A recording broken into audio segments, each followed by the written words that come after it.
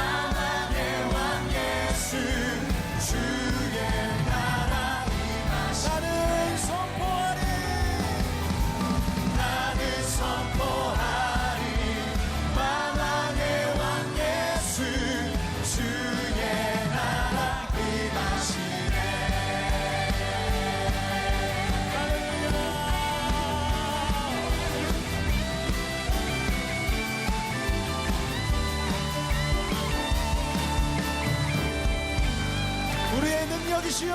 우리의 소망이신 예수 그리스도 이름을 찬양합시다. 할렐루야, 할렐루야, 아멘, 아멘. 성경은 끊임없이 우리 하나님이 우리의 아버지가 되신다고 약속하십니다. 우리 사도신경 기억하시죠? 전능하사 천지를 만드신 하나님 아버지를 믿습니다. 전능하시기만 한 분이 아니라 천지를 만드신 분만이 아니라 우리의 아버지 되신 주님을 우리가 믿는 줄로 믿습니다. 여기에 많은 아버지, 어머니들이 계실 텐데 아버지의 마음과 엄마의 마음이 어떤 건지 너무나 잘 아실 거예요. 바로 그 마음이 우리를 향한 하나님의 마음입니다. 절대로 포기할 수 없고 자녀의 그 작은 아픔 가운데도 함께 고민하고 함께 아파하는 것이 부모의 심정인 줄로 저는 압니다. 우리 주님이 오늘 여러분들을 그렇게 자녀로 다시 한번 부르시고요, 내가 너의 마음속 깊은 곳에 있는 그 상처를 어루만지기를 원한다고 말씀하세요. 우리 아빠이신 하나님, 우리 엄마이신 하나님을 우리가 바라보시며 우리 마지막으로 한 번 더 찬양하시겠습니다.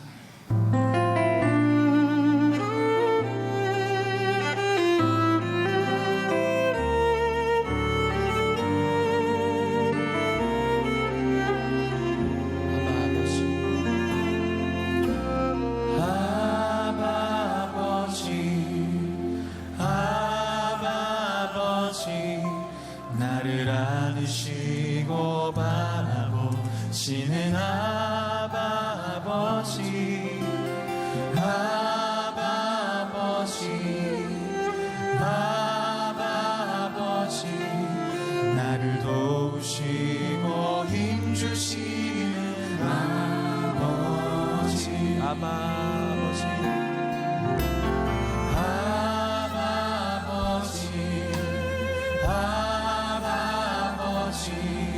나를 안으시고 바라보시는 아바 아버지, 아바 아버지, 아바 아버지, 나를 도우시고 힘주시는 아버지. 주는 내 마음을 지시고 볼 수 없는 상처 만지시네. 나를 아시고 나를 이해하시네. 내 영혼 새롭게 세우시네. 아바 아버지, 아바 아버지, 아바 아버지, 나를 안으시고 바라보시는 아바 아버지, 아바 아버지, 아바 아버지, 나를 도우시고 힘주시는 다시 한번 찬양하기 원합니다. 아바 아버지, 아바 아버지, 아바 아버지, 나를 안으시고 바라보시는 아바 아버지, 아바 아버지, 할렐루야. 오 주님, 힘주시는 아버지, 주는 내 마음을 지시고 볼 수 없는 상처 만지시네. 나를 아시고 나를 이해하시네. 내 영혼 새롭게 주님만이 내 마음 아십니다. 주님, 주는 내 마음을 지시고 볼 수 없는 상처 만지시네. 나를 아시고 나를 이해하시네. 내 영혼 새롭게 두 손을 가슴 위에 모으고 찬양합시다. 주는 내 마음을 고치십니다. 주는 내 마음을 고치시고 누구도 알 수 상처 만지시네.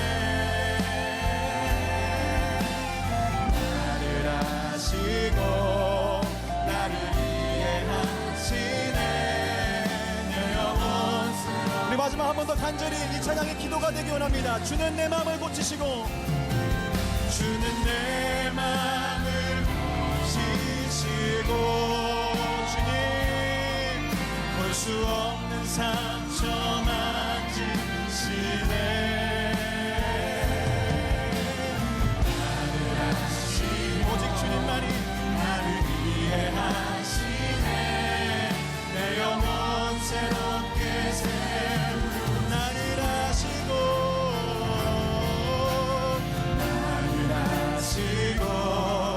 나를 이해하시네. 내 영혼 새롭게 세우시네. 나를 아시고 나를 이해하시네.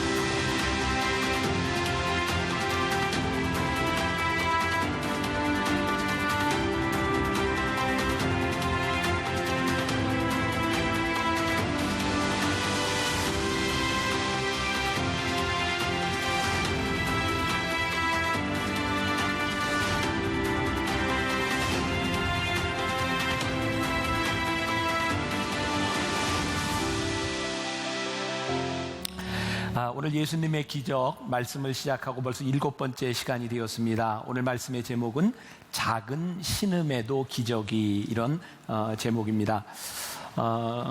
다른 날과 마찬가지로 저는 오늘 새벽에도 말씀을 가지고 어머니 기도실에 가서 기도하면서 제 마음에 이렇게 답답한 것이 있었어요. 기적에 대한 말씀을 우리가 계속 나누고 있는데 요즘 제가 접하는 우리 성도들의 많은 문제들, 정말 신음 같은 이야기들 들으면서, 하나님, 제가 무엇을 할 수 있을까요? 제가 해결할 수 있는 일이 없잖아요.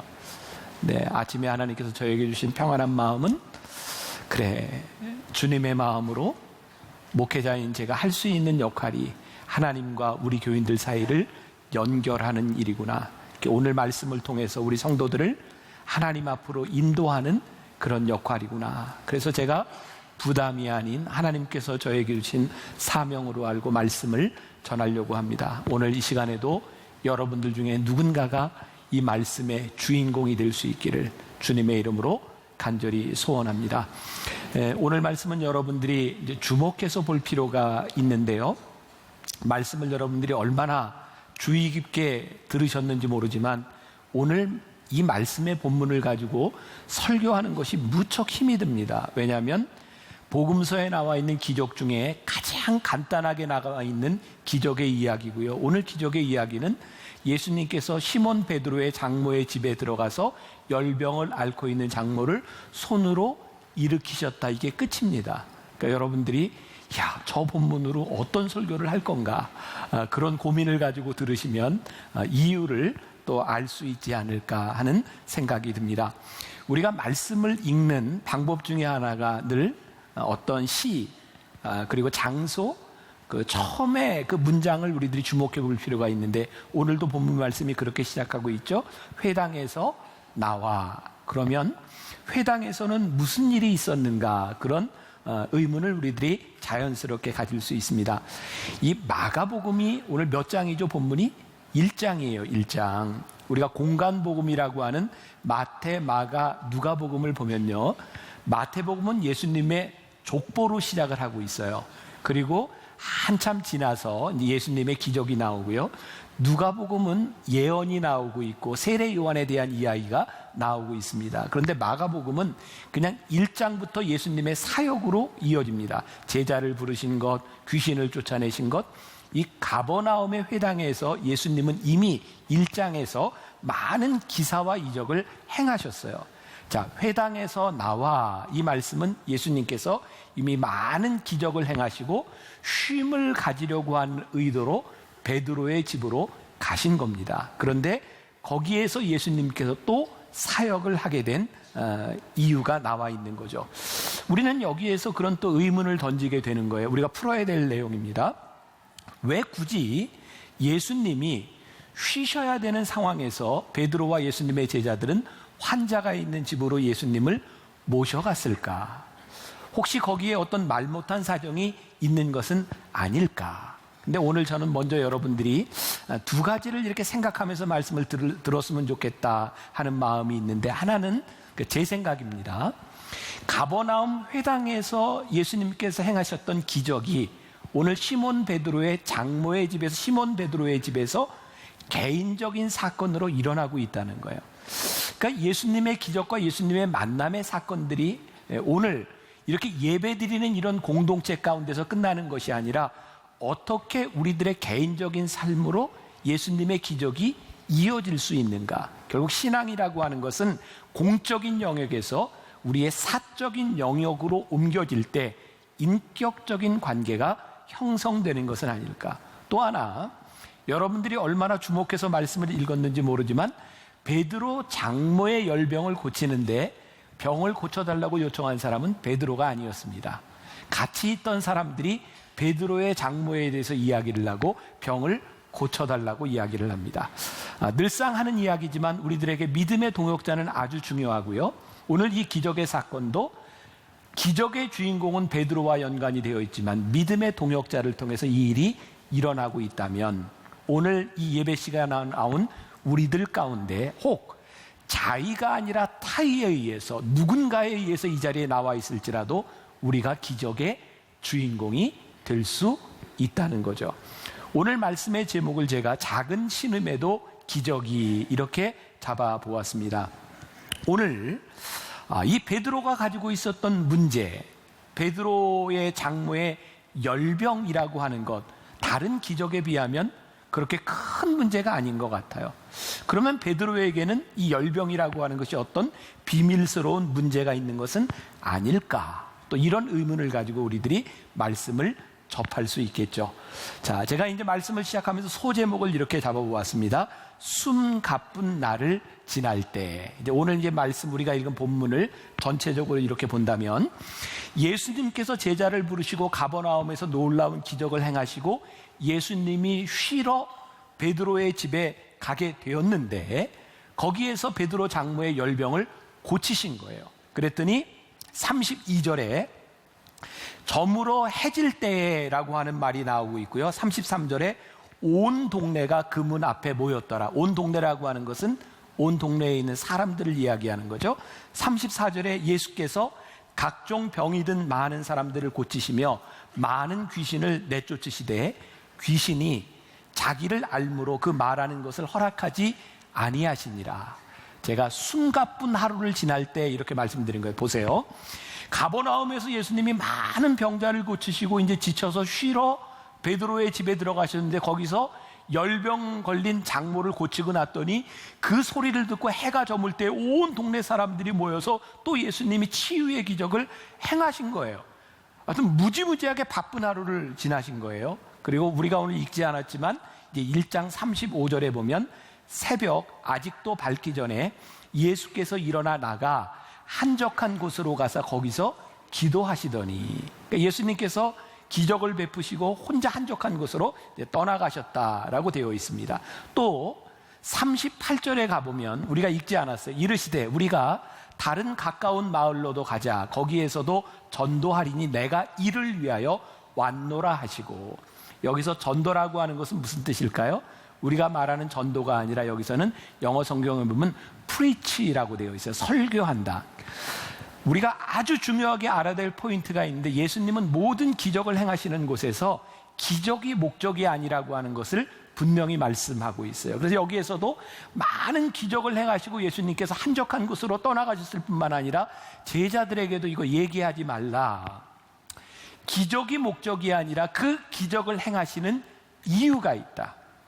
우리가 지금 7주 앞으로 5주 동안 더 기적에 대한 말씀을 계속해서 나누게 될 터인데, 우리들이 기적이 의미하는 것을 올바로 깨닫지 못하면 우리들은 기적을 행하는 것을 바라보며 주객이 전도될 수 있다, 이 말이에요.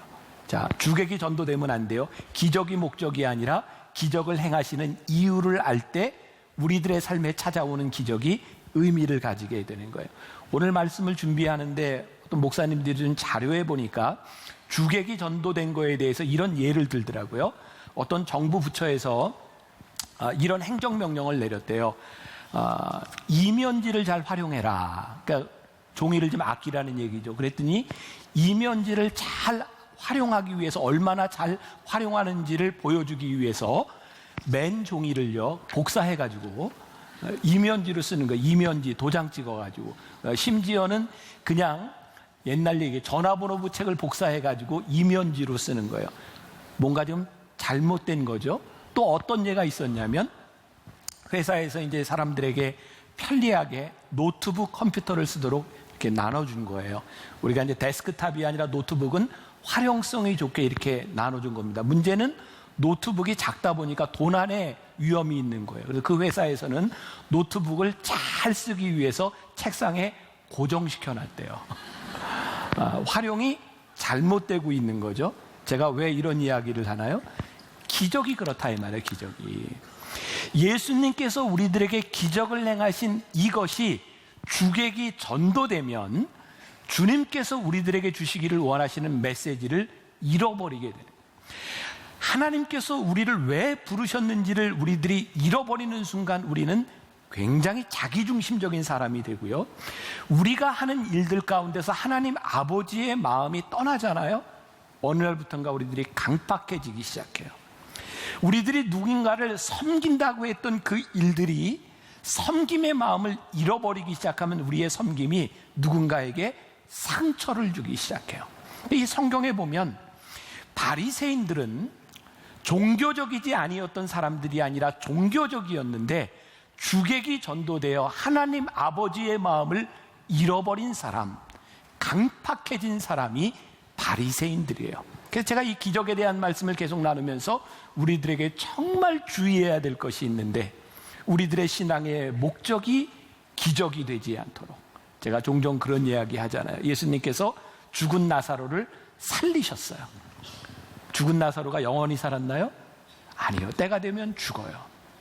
예수님께서 병자들을 고쳐주시지만 이 약한 우리의 인간의 몸 가운데는 그 병들이 다시 찾아오는 거예요. 그러니까 기적을 행하는 그 기적의 문제가 아니라 그 기적을 통하여 우리 주님께서 우리들에게 주시고자 하시는 메시지가 무엇일까? 자, 우리가 이제 또 상상의 날개를 펴보자. 말씀을.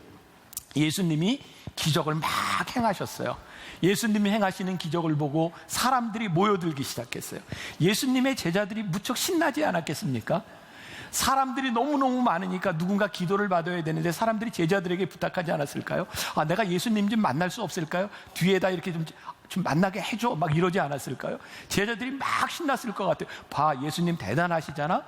제자들이 막 신나고 있을 때 예수님께서는 그 자리를 피하셨다. 그리고 제자들에게도 내가 이렇게 기적을 행하는 것을 사람들에게 널리 알리지 말아라. 하나님께서 행하시는 그 일을 통하여 너희들이 영광을 받지 않도록, 영광을 가로채지 않도록 하여라 라고 말씀하고 있어요. 아까 읽은 말씀 가운데 34절, 예수께서 각종 병이 든 많은 사람들을 고치시며 많은 귀신을 내쫓으시되 귀신이 자기를 알므로 그 말하는 것을 허락지 아니하시니라. 성경에 예수님이 기적을 많이 행하셨는데 예수님은 기적을 행하시는 예수님으로 알려지기를 원치 않으셨던 거죠. 제가 또 다른 소제목을 하나 잡았습니다. 하찮은 것은 없다. 본문으로 돌아가면 오늘의 이 기적의 사건은 이 마가복음의 기자도 가장 짧게 기록을 했지만 여기 나와 있는 병이 무슨 병이에요? 열병이에요. 열병. 이거 굳이 기적까지 행해야 될까? 타이레놀 하나 먹어도 낫는 병 아닌가? 열병이 그렇게 기적을 행할 만한 것인가? 근데 저는 이런 생각을 해보았어요. 오늘 여기 기적의 주인공, 이 집이 누구의 집이에요? 베드로의 집이잖아요. 베드로의 집. 물론 베드로가 주는 그리스도시요 살아계신 하나님의 아들입니다 라고 하는 고백 위에서 수제자가 되지만 그 고백이 아니었어도 베드로는 예수님과의 많은 관계들이 형성이 되어 있는 거예요. 그건 저의 생각입니다. 베드로가 예수님과의 만남의 장소에서 다른 사람들은 하찮게 여길지 모르는 자기 장모의 열병을 고치는 그 사건 가운데서 베드로는 심각한 인생의 문제가 아니라 아주 작은 문제에서부터 예수님과 관계를 맺어가기 시작했구나. 그러니까 우리들의 신앙에서 하나님과 우리들 관계에서 우리들이 잘못 생각하는 것 중에 하나는 우리 인생에 큰 문제가 생겨야 어떤 기적이 일어나고 어떤 하나님과의 관계가 일어나리라고 생각하는데 사실은 우리 인생의 하찮은 문제라고 생각하는 것에서부터 하나님과 우리들 사이의 관계들이 만들어지는 것은 아닐까. 예수님을 자기 집에 모시고 그리고 기적이 일어났던 그 일, 그것이 불치의 병이나 커다란 재난이 아니지만 관계 속으로 들어간 것은 아닐까. 제가 어제 저녁에 어떤 우리 성도 가정과 함께 저녁 식사를 하게 되었습니다.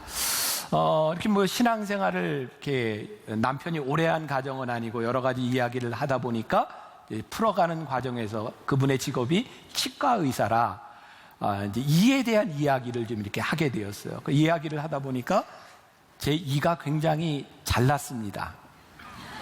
보이세요? 예, 잘났어요, 고르게.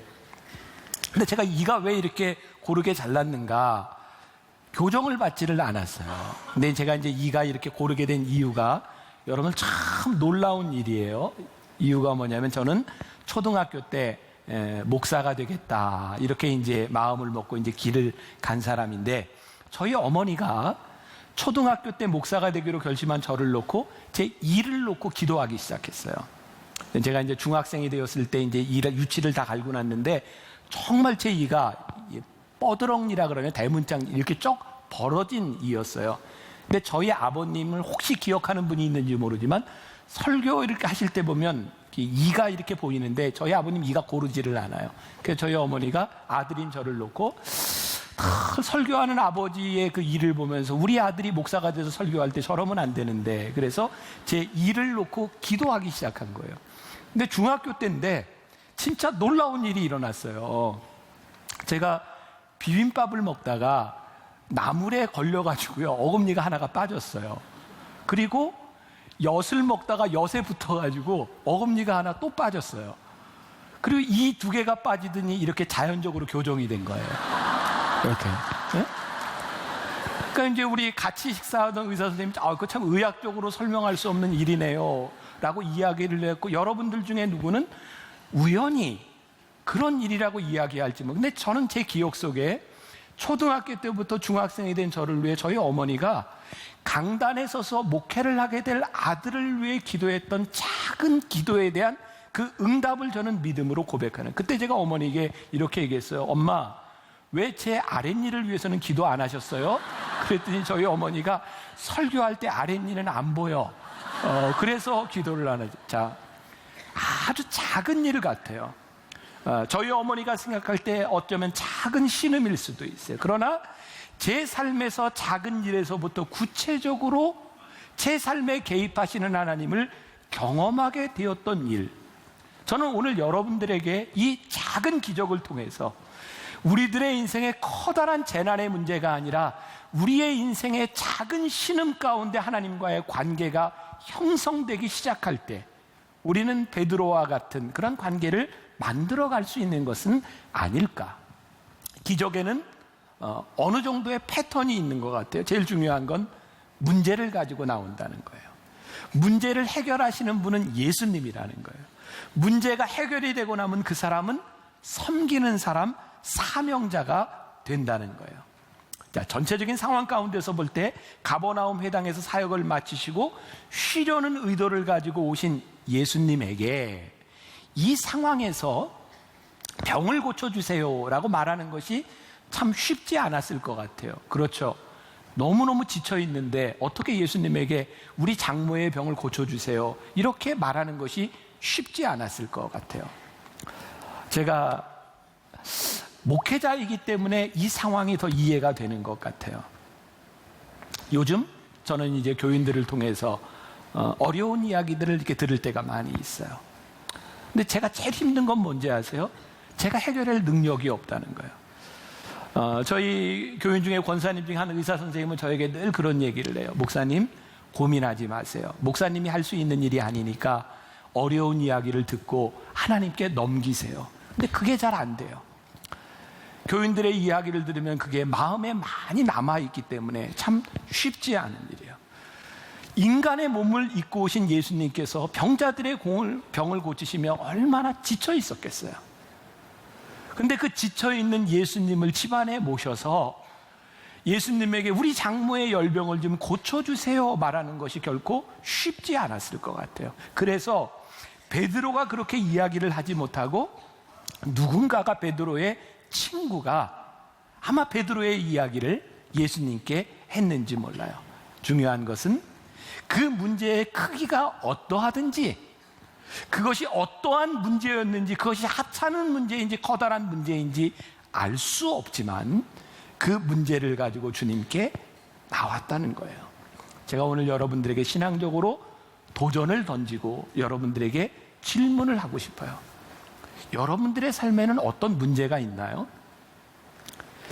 인생의 커다란 죽고 사는 문제를 떠나서 우리들의 삶에는 다 문제들을 가지고 있는데, 문제는 우리가 문제를 숨기고 산다는 거예요. 오늘 이 말씀을 통해서 하나님과의 우리들의 관계 가운데 문제가 드러나는 것이 얼마나 중요한 일인가를 알아야 되겠다. 지난 주간에 제가 이제 어떤 가정 신방을 하게 되었어요. 제가 누구라고 이렇게 밝힐 수는 없지만 그 가정이 아들이 참 아프고 힘들어하는 문제로 인해서 그 어머니가 아들을 위해서 참 잘하려고 노력을 하는 것 같아요. 아들을 잘 돌보고 그 아들과 함께 이렇게 이야기를 하는데 엄마가 늘 아들에게 좋은 이야기를 해주는 거예요.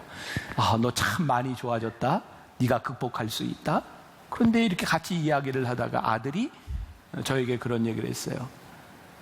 사실은 엄마가 좋아졌다고, 너 이길 수 있다고 얘기할 때마다 내가 너무 힘들어요. 사실은 내가 너무너무 힘들어요. 근데 엄마가 좋아졌다고 이야기를 하면 나는 할 말이 없어요. 제가 엄마에게 이렇게 얘기했어요. 아들이 힘들 때 좋아졌다, 네가 할 수 있다 이렇게 이야기하지 말고 너 참 힘들구나, 아프겠구나, 그렇게 공감해 주세요. 저는 오늘 우리들이 하나님 앞에 우리들의 문제를 가지고 나왔을 때, 아니 제가 목사로서 목회를 하면서 여러분들의 문제들을 제가 보았을 때 인간인 제가 해결할 수 없을 때라도 정말 귀한 것은 네가 아프구나, 힘들구나, 네가 신음하고 있구나. 우리의 신음을 가지고 주님께 우리들이 나아올 때 주님께서 우리의 신음을 들으시고 우리의 삶에 인격적으로 들어오기 시작할 때 우리의 문제들이 치유받을 수 있는데, 우리가 우리의 문제들을 감춰놓고 드러내지 않는 것이 문제는 아닐까. 저는 우리들이 하나님 앞에 좀 아파야 된다고 생각해요. 말씀을 준비하면서 옛날 생각났어요. 우리 젊은 사람들은 모를 거예요. 요즘은 오늘 치과 얘기가 자주 나오네요.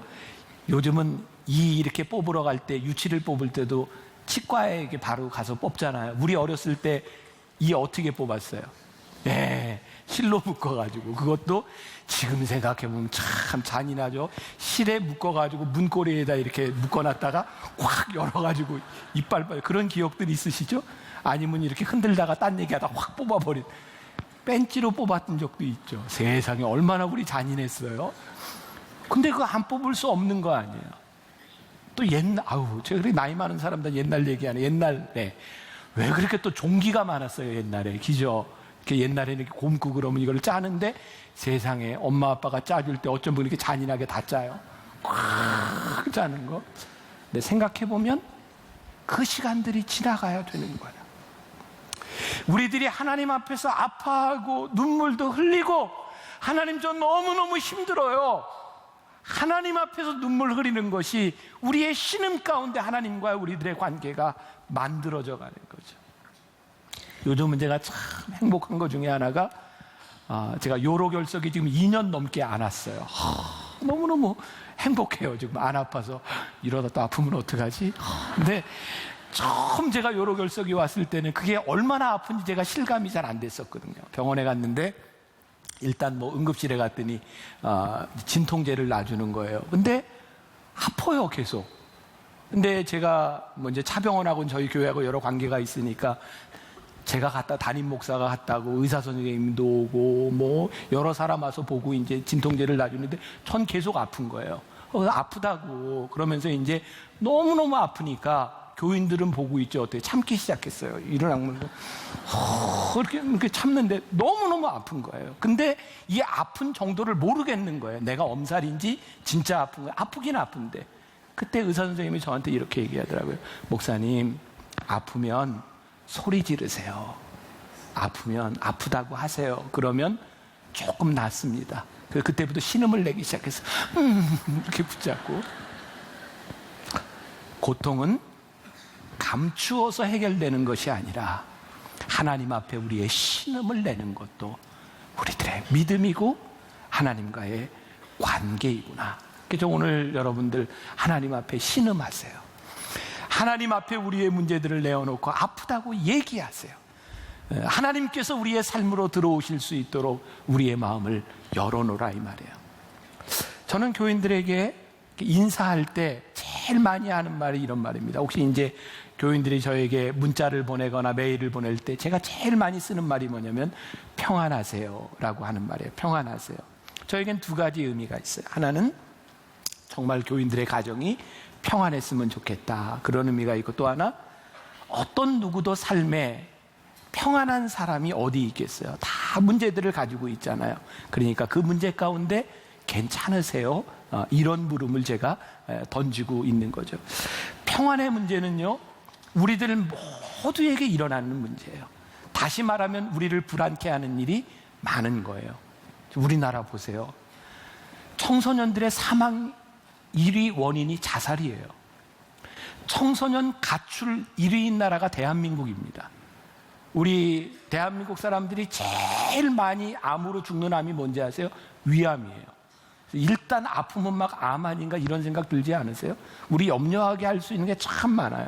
언젠가 교인들하고 이야기하는데 우리나라에서 이제 항공사 사고가 났을 때 사고 나고 그 다음날 같은 항공사 같은 기종의 비행기를 타고 가는데 너무너무 불안하더라는 거예요. 지금 여러분들에게 불안했던 얘기 한번 해보세요 하면 여러분들 가운데 정말 많이 있을 것 같아요. 근데 중요한 건 뭔지 아세요? 그 불안함 가운데 우리들이 평안을 잃은 가운데 우리들이 주님을 내 삶 가운데로 모시고 우리들이 신음할 수 있는가? 예수님께 말하는 것이 부끄럽고 송구스러운 일일지 모르지만 베드로의 집에 예수님이 계셨다. 그리고 예수님께서 그 말을 들으셨다. 그리고 이 예수님의 기적에 보면 공통점이 하나 있는데 금기가 깨어진다는 거예요. 여기 지금 열병으로 누워있는 사람에게 손을 댄다고 하는 것은 이스라엘 사람들에게서 금기 상황이에요. 더운 나라이기 때문에 열병은 전염성이 있기 때문에 사람들이 손을 대면 안 되는 거예요. 게다가 열병에 걸린 여자를 남자가 손을 대서 일으킨다. 이거 금기사항이에요. 근데 참 신기하죠. 예수님의 기적을 보면 금기사항이 깨지는 거예요. 우리들이 신앙적으로 하지 못했던, 우리들이 하나님 앞에 용기 내지 못했던 우리의 틀이 깨어지고 금기가 깨어지면서 병이 낫고 고립에서부터 우리들이 자유로워지고 고독에서부터 우리들이 자유로워지고 하나님의 역사를 우리들이 경험하게 되는 거예요. 그러면 성경을 보세요.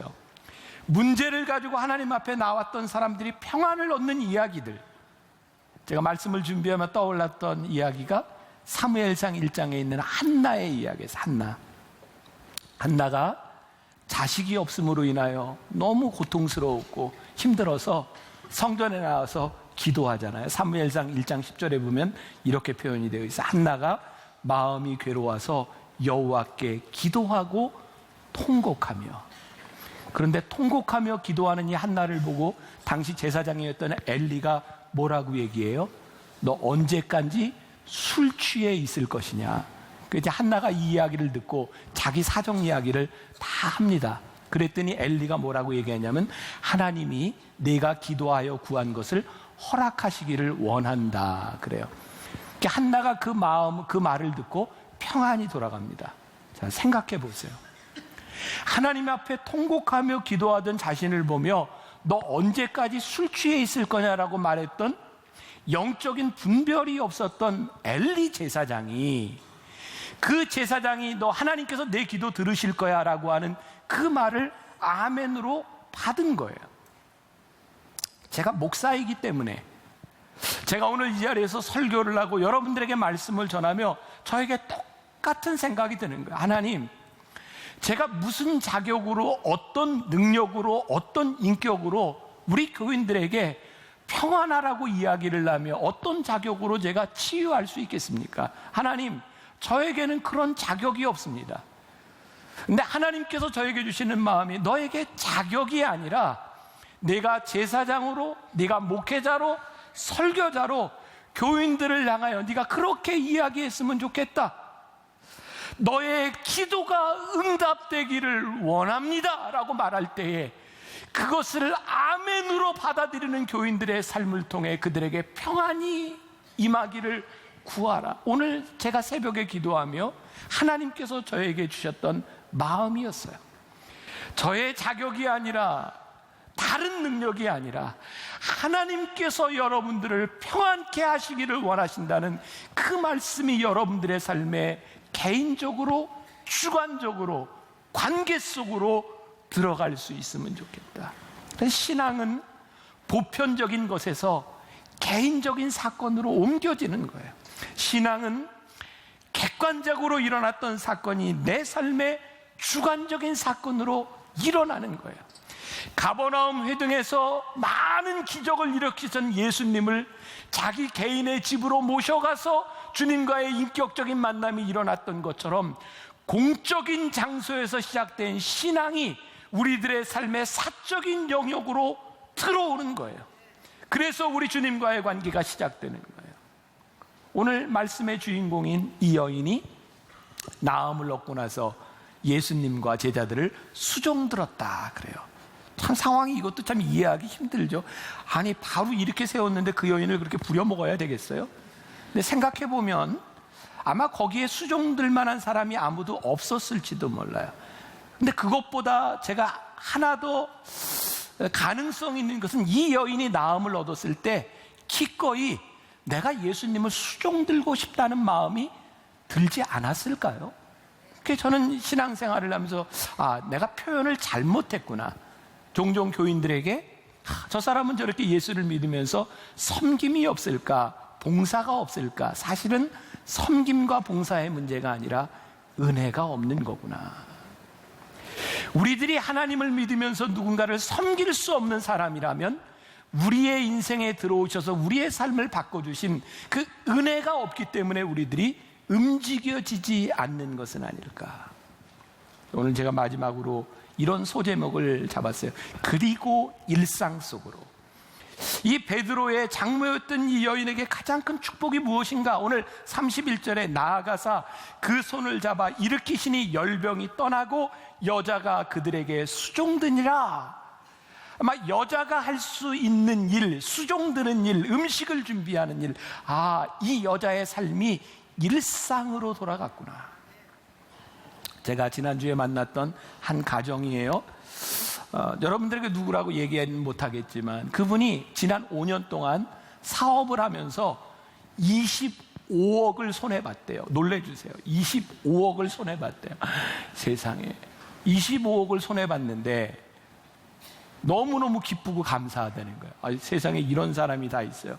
기쁘고 감사한 이유가 뭐냐면 25억을 손해보고 너무너무 억울하고 힘들다고 생각했는데 하나님께서 그렇게 손해본 나를 지금 일상 속에 세워주신 것이 너무너무 감사해서 내가 이렇게 생활할 수 있는 것이 너무너무 감사하고 아직도 일할 수 있는 것이 너무너무 감사해서 손해보기 전에 사람들이 그거 하지 말라고 이렇게 충고해도 들리지 않던 이야기가 이제 그것이 무엇인지 깨닫기 시작하면서 일상 속에 서 있는 내가 너무너무 감사하다고 눈물을 흘리는 고백을 들었어. 우리의 감사가, 우리의 인생의 우리의 과거가 아무리 힘들었을지라도 우리를 다시 이 자리에 불러주신 것, 우리로 하여금 다시 살아가게 하시고 우리로 하여금 다시 이 길을 걷게 하신 것이 하나님 앞에 너무너무 큰 은혜구나. 저는 이 여인에게 가장 큰 감사가 무엇일까? 일상으로의 복귀, 하나님의 역사가 일어난 것. 여러분, 예수님의 기적이 일어나는 곳에는요 둘 중에 하나거든요. 예수님이 찾아가셔서 기적을 일으키시든지 예수님께 찾아와서 기적이 일어나든지 둘 중에 하나예요. 여러분들의 삶에는 어떤 느낌이 드세요? 저는 기적에는 일정한 공식과 패턴이 없다고 이야기를 했죠. 누군가를 보면 참 부럽지 않아요? 하나님 어떻게 저 사람에게는 저런 일이 일어날까요? 어떻게 저 사람에게는 예수님이 찾아가서 그런 기적을 행하실까요? 또 어떤 사람은 저 사람은 저렇게 매달려 기도하는데 어떻게 저런 기적이 일어나는데 나한테는 그런 일이 일어나지 않나요? 제가 여러분들에게 말씀드리죠. 동일한 공식과 패턴이 아니라 하나님께서 여러분들에게 말씀하시는 여러분들의 삶의 변화와 여러분들의 결단을 통하여 내 삶에 일으키시는 하나님의 기적은 무엇인가? 그것은 개인적이고 굉장히 주관적인 일이에요. 하나님의 주권이 있어요. 우리들의 자유의지가 있어요. 제가 지난주에 읽었던 책 중에 유석경 씨가 쓴 당신은 하나님을 오해하고 있습니다. 그 책에 보니까 그런 얘기가 있더라고요. 우리는 종종 이렇게 하나님께 원망하잖아요. 하나님, 제가 그렇게 할 때 왜 저를 좀 막지 않으셨어요? 하나님은 모든 것을 다 하실 수 있는 분이시잖아요. 근데 그 책에 보면 이런 표현이 있어요. 하나님은 우리가 자유의지를 행하실 때 스스로 당신을 구속하십니다. 우리가 행할 수 있도록. 그리고 우리들이 행하는 일에 대한 책임을 물으시는 분이십니다. 여러분, 참 놀라운 일은요, 우리들이 하나님 앞에 의지적인 결단을 하고 하나님 앞에 나아가면 하나님의 섭리가 보여요. 아, 하나님이 나를 이렇게 인도하셨구나. 근데 우리들이 하나님 앞에 의지적 결단이 없이 하나님 앞에 순종하지 않으면 하나님의 섭리가 보이지 않아요. 저는 기적은요, 여러분들이 하나님 앞에 스스로 의지적인 결단을 하고 하나님 앞에 내 작은 신음도 들으시는 하나님 앞에 의지적으로 나아갈 때 우리들의 삶을, 우리들의 인생에 개입하시는 하나님의 섭리가 우리 가운데 들어오기 시작하는 거예요. 그래서 우리의 의지적 결단이 하나님의 섭리를 경험하게 하는 거죠. 그제 우리가 지난 한 달 전에 한샘 치고 헌금했던 우리 정범식 권사님 화상전문병원에 제가 신방을 냈어요. 저는 그 정도까지인지는 몰랐어요. 사고가 나고 2달 동안 의식이 없이 그렇게 병원에 있었다. 그래 2달 동안 의식이 없는 상태에서 정말 많은 꿈을 꿨대요. 그분이 할 말이 너무너무 많은 거예요.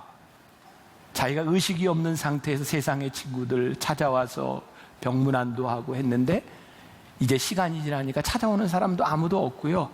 남아있는 사람은 오로지 교회 공동체밖에 없다고.